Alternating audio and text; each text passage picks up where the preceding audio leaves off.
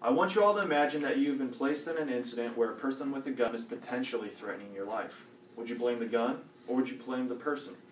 The importance of knowing about gun control in the United States is that when taking away guns or enforcing strict laws, the crime rate does something you would not expect. The credibility Hayden and I have over this topic is recently we have been doing extensive research over gun control, as well as we are both gun owners. So we know that there are ways in which people try and get by the system and take advantage of it. Today we will lay out the problems of gun control by showing why it does not work, as well as show loopholes in the current law system. Hayden and I have come up with a solution that will work towards fixing the loopholes, as well as show the benefits of not having gun control. As gun control laws get implemented, ironically gun violence begins to take off in the following years to come. Guns are not the issue at hand, it is the people.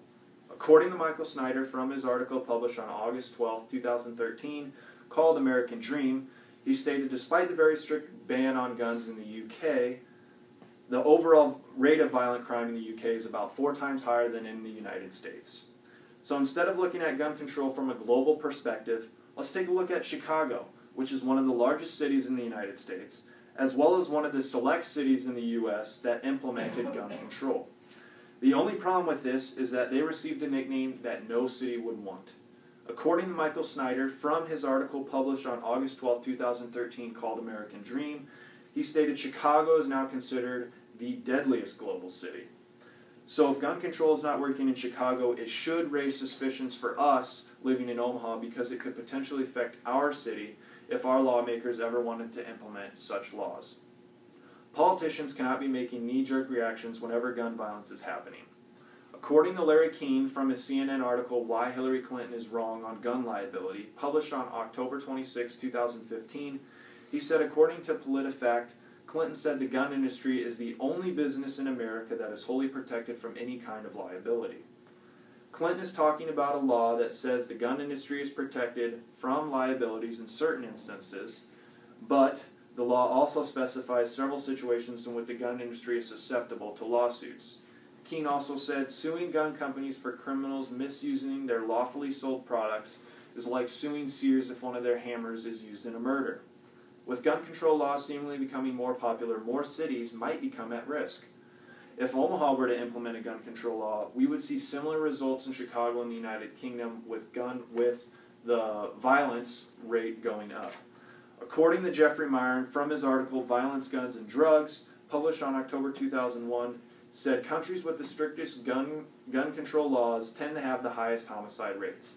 So I ask you this, is this something we truly want in our city? Now that I have covered the problems with gun control, Hayden will next talk about the solution in avoiding making gun control laws. When purchasing any firearm, there's a whole list of requirements that you must meet. Also, when purchasing firearms, there needs to be a lot more strict background check laws. States also need to be on the same page when it comes to closing loopholes that would take the guns out of hands of the wrong people. In perspective, look at Nebraska. You must have a firearm license to purchase a gun from any gun show. But you could cross the border over to South Dakota, get a gun, no questions asked, and bring it back to Nebraska. Another loophole that needs to be closed is that if a background check does not go through within 3 days, the seller is legally required to give you that gun. According to the article Effectiveness of the Brady Act and Background Checks, published to the Law Center to Prevent Gun Violence, on August 21, 2015, it says, in 2012 alone, background checks blocked 192,043 prohibited persons from access to firearms. Imagine how many more people we could stop if these loopholes were actually closed. This will work because we're blocking the areas where people were able to get around them in the past. It comes back to keeping the guns out of the hands of the wrong people. And this addresses the problem because a felon, like I said, here in Nebraska, who could not own a gun, could cross to South Dakota, get a gun, bring it back, no one would ever know about it. It also addresses the cause because we would be able to make it harder for just every person in general to get a gun.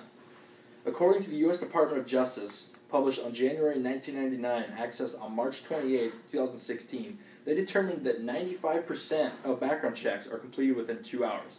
Yet 22% of gun buyers are not found prohibited within 72 hours. According to Carol McKinley, author of James Holmes' Legally Bought Arsenal of Guns and Chemicals, posted on January 8, 2013, she says James Holmes legally bought thousands of bullets and explosive chemicals and 4 guns months before opening fire in the movie theater. Next time you're at a movie theater, I'm sure you won't be thinking that somebody's going to start shooting at you. This plan is the first of its kind, and it's an in-between plan which still lets you own guns, but makes it harder for ways to own one. Now that I've discussed the solution, I will cover visualizing other outcomes.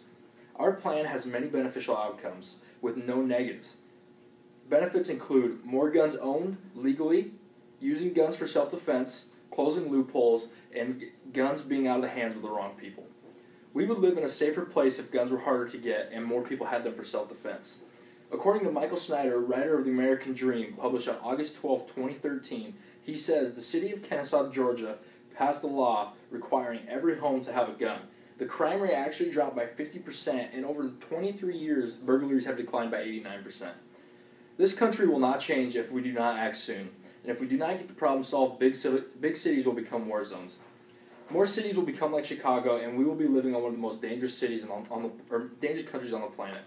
In conclusion, today we have shared with you the problem with gun control, people using loopholes to cheat the system, and a solution to avoid full-scale gun control.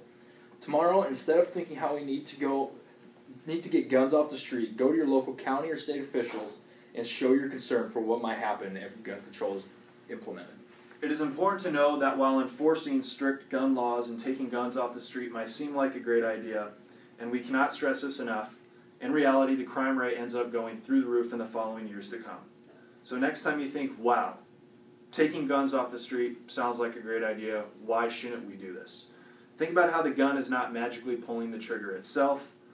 We promise you that there will be a person behind the gun pulling all the strings.